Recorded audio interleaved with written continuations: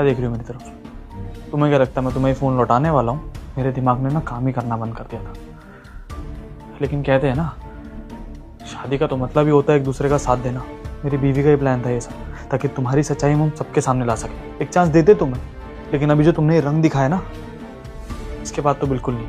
अब इसमें वीडियो भी डिलीट करोगी, और वो भी तुम खुद करोगी अपने मम्मी पापा के सामने, और अगर उनके सामने नहीं करोगी तो पुलिस के सामने करोगी। समझ में आया? देखा, यही होता है ज्योति, जब आप किसी और के साथ गलत करते हो ना, तो आपके साथ गलत हो जाता है। तुम क्या करना चाहती थी वो मुझे और मेरे पति को बहुत अच्छे से पता है। सच बोलूं तो इतना होने के बाद भी मैंने सोचा था घर आके तुमसे बात करूंगी, जानूंगी ऐसा क्यों किया, और एंड में आके शायद तुम्हें माफ कर दूं, क्योंकि आखिरकार तुम मेरी बहन जो। और ये भी सोचा था कि मम्मी पापा तक ये बात आने नहीं दूंगी, पर अब मैं मम्मी पापा क्या सबको बताऊंगी कि तुमने मेरे साथ क्या किया, और पूरी कोशिश करूंगी कि तुम्हारे जितने भी रिश्ते हैं ना, सारे टूट जाए, क्योंकि ऐसी लड़की के साथ मुझे नहीं लगता किसी भी इंसान को रहना चाहिए। डिस्कस्टिंग। सुनो, चलो अब बहुत हो गया, मुझे तुम्हारे मुंह ही नहीं लगना। निकलो यहाँ से। नहीं नहीं, आई एम सॉरी दीदी, मुझसे गलती हो गई। ये प्रैंक था और कुछ नहीं, मैं मजाक कर रही थी। सीरियसली मतलब आप वो ऐसे कि आपका रिएक्शन देखना। निकलो यहाँ से, निकलो। दीदी मैं कहाँ जाऊंगी, प्लीज मुझे घर से मत निकालिए, मैं नहीं जा सकती गांव में। Shut up. आज के बाद अपनी शक्ल दिखाने की जरूरत नहीं है, जाओ यहाँ से।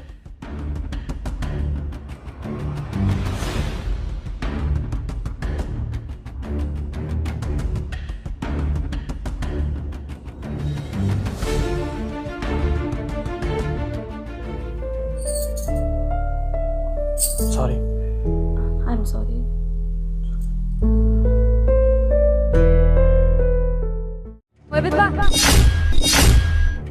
चल पैसे निकाल। जी दीदी देती हूँ अभी। मैं जान सकता हूँ किस बात के पैसे मांग रही हैं आप? ये जो विधवा है ना, इसने रोड के बीच में ठेला लगा रखा है, इस चीज के पैसे मांग रही हूँ इससे मैं। अच्छा, तो मतलब ये रोड जो है आपके बाप की है, तभी तो पैसे मांग रही शायद आप, है ना? अबे ओ, हद में बात कर, समझा ना? कौन है तू और इस तरीके से बात क्यों कर रहा है मुझसे? तू जानता भी है कि मैं कौन हूँ? मैडम मैं कोई भी हूँ, इस बात से क्या फर्क पड़ता है? वैसे ये पीछे ही मेरी सब्जी की दुकान है, यहाँ कभी कभी जूस पीने आ जाता हूँ। बहुत मानता हूँ इन भाभी जी को, बहुत अच्छे नेचर की हैं। अबे ओ, कौन है तू जो इतना बीच में बोल रहा है? मेरी बात ना कान खोल के सुन ले। एमसीडी ऑफिस से आई हूँ मैं, और इस औरत को पैसे तो देने पड़ेंगे। मतलब धमकी दे रही हैं आप मुझे? भाभी जी एक बात बताइए, ये आप हर महीने एमसीडी की पर्ची कटवाती है ना? हाँ भैया, हम तो हर महीने ही कटवा देते हैं पर्ची। तो फिर इन जैसे को पैसे देने की क्या जरूरत है? ये लोग डराएंगे और आप डरेंगी, कोई जरूरत नहीं डरने की। अबे ओ, तू लोग कुछ ज्यादा मत बोल, समझा ना? सब्जी का ठेला लगाता है ना, चुपचाप से अपना जाके काम कर, वरना तेरा ठेला फिकवा दूंगी मैं यहाँ से। अरे सनी भैया छोड़िए ना, क्यों इनसे बहस कर रहे हैं? और मैडम जी आप इनकी बातों में मत आइए, मैं आपको पैसे देती हूँ। हाँ ये लीजिए। Very good.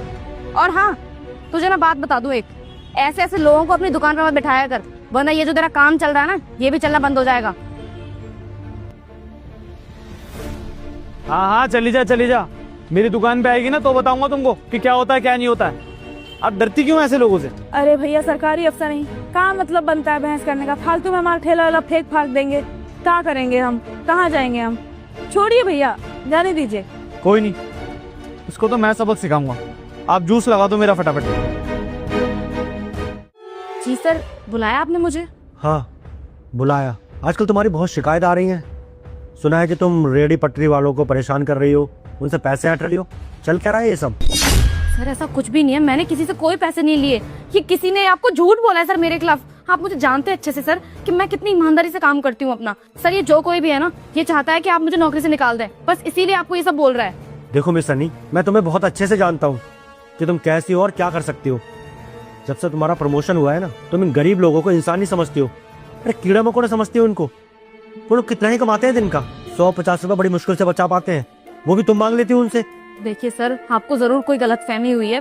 मैं बहुत एजुकेटेड लड़की हूँ, अपना काम ईमानदारी से करती हूँ। आपसे झूठ बोल रहा है कोई सर। यही तो मैं तुमसे कहना चाहता हूँ कि सरकारी नौकरी है तुम्हारी और अच्छी खासी सैलरी मिलती है तुम्हें सरकार से, उसके बावजूद भी क्यों करती हो तुम ये सब? गरीब लोगों का खून चूसती हो, शर्म नहीं आती तुम्हें? आप उसको मेरे सामने बुलाइए, मैं खुद बात करूंगी उससे। ठीक है, तुम्हें समझ नहीं आ रहा ना? मैं बताता हूँ कि कौन मुझसे क्या कह रहा है। अंदर आना जरा।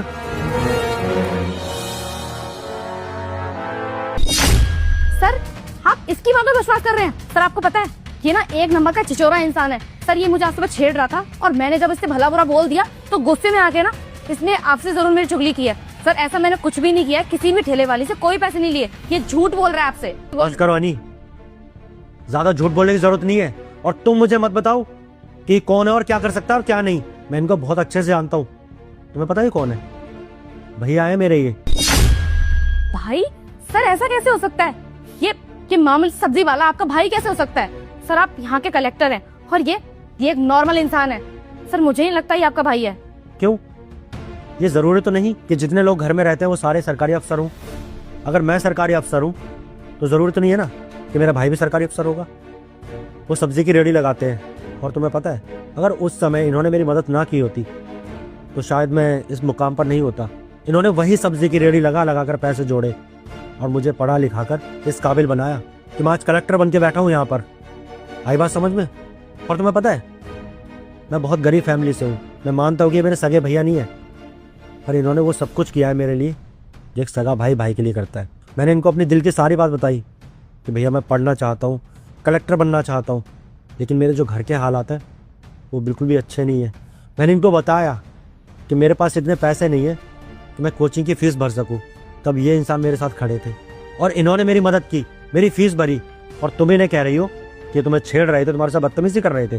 देखिए सर रियली सॉरी, मुझे सच में नहीं पता था सर कि आपके भाई हैं। पता होता तो सर इतनी बदतमीजी कभी नहीं करती इनके साथ में। और सर मानती हूँ कि मैंने करप्शन किया है, मैंने लोगों से पैसे लिए हैं, लेकिन सर वो मैं लालच में आ गई थी, इसीलिए मैंने सब कुछ किया। मैं वादा करती हूँ आपसे आज के बाद ऐसी गलती दोबारा कभी नहीं करूंगी सर। अपनी पोस्ट का गलत फायदा नहीं उठाऊंगी। मुझे प्लीज माफ कर दीजिए सर। नहीं भाई, इसको माफ करने की कोई जरूरत नहीं है। इससे लोग हमारे सिस्टम के लिए दीमक है, दीमक समझा ना। अगर तूने आज इसको माफ कर दिया ना तो उसके जैसे 4 लोग और उठेंगे जो बाहर करप्शन करेंगे, लोगों से पैसे मांगेंगे, गरीबों का हक मारेंगे। क्या गलती है उस औरत की बेचारी की? पति है नहीं उसका, 2 साल की बेटी है उसकी, जूस की रेडी लगा के अपना घर चलाती है। दिन का कितना कमा लेती होगी? 100, 150, 200, चल हद मार के 300। और इनकी सैलरी कम से कम 50,000 तो महीने की होगी ना। और वो 50,000 भी इनको कम पड़ते हैं। गरीबों का हक मारते हैं, 500 रुपये महीने के लेते हैं उनसे। देख, मैं मानता हूं कि हमारे देश में बहुत करप्शन है भाई, बहुत करप्टेड लोग हैं। हम सारा करप्शन तो नहीं खत्म कर सकते, लेकिन एक शुरुआत तो कर सकते हैं ना। जो ओहदा हमारे पास है, जो कुर्सी हमारे पास है, अगर हम उससे काफ़ी चीज़ें ठीक कर सकते हैं तो क्यों नहीं करते हम लोग ठीक? बता ना भाई। देख, छोटे से शुरुआत करेंगे तभी तो आगे बढ़ेंगे ना। अगर आज तूने इसको नौकरी से निकाल दिया ना तो जो लोग करप्शन कर रहे हैं ना वो करप्शन करने से डरेंगे, और जो करने वाले होंगे वो भी सोचेंगे। ऐसे लोग एग्जाम्पल सेट करेंगे, देखना देश में। बाकी भाई देख, कुर्सी तेरी, इस कुर्सी का तुझे गलत फायदा उठाना है या सही, ये तेरे ऊपर है। अगर तुझे लगता है कि मेरी बात ठीक है तो उसे नौकरी से निकलवा दे, नहीं तो तेरा ये बड़ा भाई सब्जी लगाता है। मैं तो अपना काम करूंगा और ऐसे करप्ट लोगों से दबता रहूंगा। तेरी मर्जी है भाई। नहीं सर प्लीज मुझे माफ कर दीजिए, मुझसे गलती हो गई। मैं आज के बाद ऐसा कभी कुछ नहीं करूंगी सर। मुझे नौकरी से मत निकालिए सर। मैंने बहुत मेहनत की है इस पोस्ट के लिए और बड़ी मुश्किल से नौकरी मिली है सर। मेरा घर ही इस नौकरी से चलता है। मैं आपके आगे हाथ जोड़ती हूँ सर, प्लीज नौकरी से मत निकालिए। मुझे माफ कर दीजिए, मैंने बदतमीजी की आपके साथ। सही कहा भैया आपने। इन जैसे लोगों को कोई मौका नहीं मिलना चाहिए। अगर इन जैसे लोगों को माफ कर दिया ये लोग कभी सुधरेंगे नहीं। ये लोग गरीब को ना हमेशा गरीब ही समझते हैं, अपनी पैरों की जूती समझते हैं। अगर सरकार ने लोगों को पोस्ट दी है, इस काबिल बनाया है, तो लोगों को जनता की सेवा करनी चाहिए। और गरीब लोग पागल नहीं है मिस हनी चौहान। अब इस पोस्ट पे आपका ये आखिरी दिन होगा। इस सरकारी नौकरी से आपको मैं निकलवाऊंगा। तो आपने खड़ी क्या है? जाइए और निकलिए यहाँ से। सर प्लीज मेरी कंप्लेन मत कीजिए सर, मैं रिक्वेस्ट कर रही हूँ आपको। देखो, मुझे तुम्हारी कोई बात नहीं सुननी है और निकलो यहाँ से। आज ये हेड ऑफिस में तुम्हारी कंप्लेंट डालूंगा और देखूंगा कि तुम इस नौकरी पे और कितने दिन रहती हो। Please sir. कहा ना, आउट।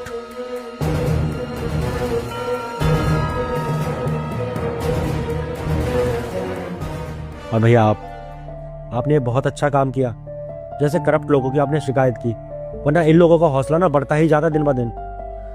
तो आप बैठिए, आपके लिए कुछ चाय कॉफी मंगाओ भैया। आज दूसरी बार प्राउड फील हो रहा है तुझ पर मुझे।